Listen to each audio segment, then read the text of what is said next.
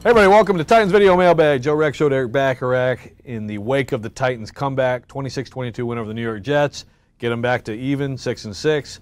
Short week. Jaguars coming in for Thursday Night Football, so we're going to do this fast. And we've got some interesting questions.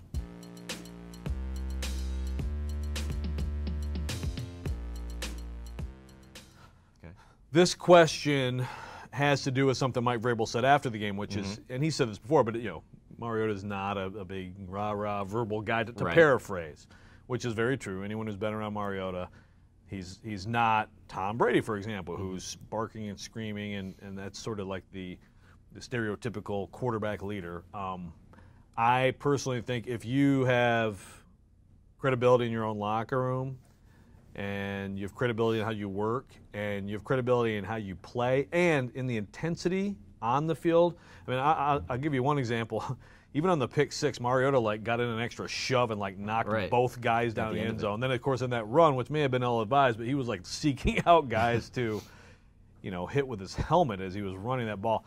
So, look, I think that there are times when Mariota should be more vocal, could be more vocal, and other teammates have said it.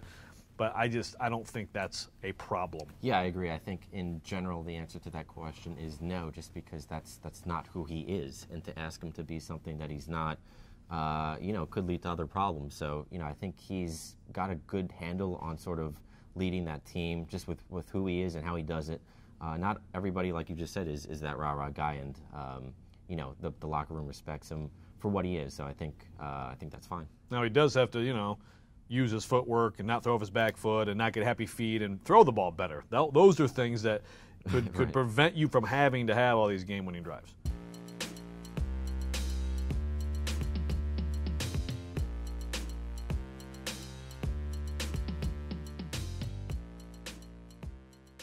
So, I asked Vrabel, I assumed it was a fake punt after watching the replay. He asked you your opinion, yeah. Yeah, well, I told him that Byard's wide open, man. You got to throw to Byard on that play. But he said it's not a fake punt. Very weird still when you watch the replay because, those guys turn back. It looks like Byard's looking for the ball, and they've got a whole side cleared out for him. I don't know why he's looking other than maybe, oh, no, we let him in too fast. But Vrabel basically had a long explanation for how basically those guys messed up. Yeah, I mean, if you look at the replay there, Trawick and Byard kind of disengaged immediately. They put up no resistance, immediately sort of turned back as if Kern might be looking to pass. So I don't know. I don't know if I fully buy it just based on what we saw. It's a heck of a lie if it's a lie. Yeah. Because it was oh, you thought that was a fake? And then he goes in this whole thing. If that was a lie, Vrabel is an incredible liar. Yeah. Fantastic liar. So I'm guessing that it was just a technique. But you're right. It was weird how they let him, and it was there. Right. If you wanted to do that. Right. Kern would have had to have gotten rid of it really quickly, but he was wide open. So either horrible play by Trawick in particular and Byard, or excellent liar Mike Vrabel.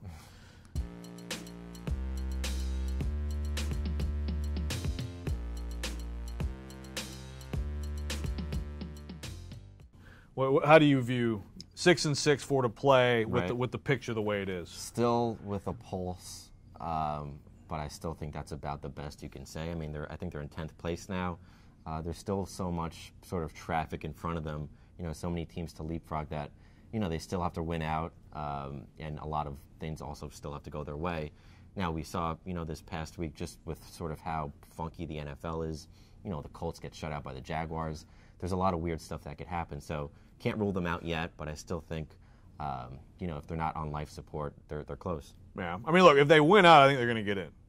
If they lose another game, they're absolutely not getting in. So, Baltimore is 7-5. Baltimore has to go to Kansas City. Baltimore has to go to San Diego. Those teams are fighting out for that division. Baltimore's going to have 7 losses, barring something very surprising.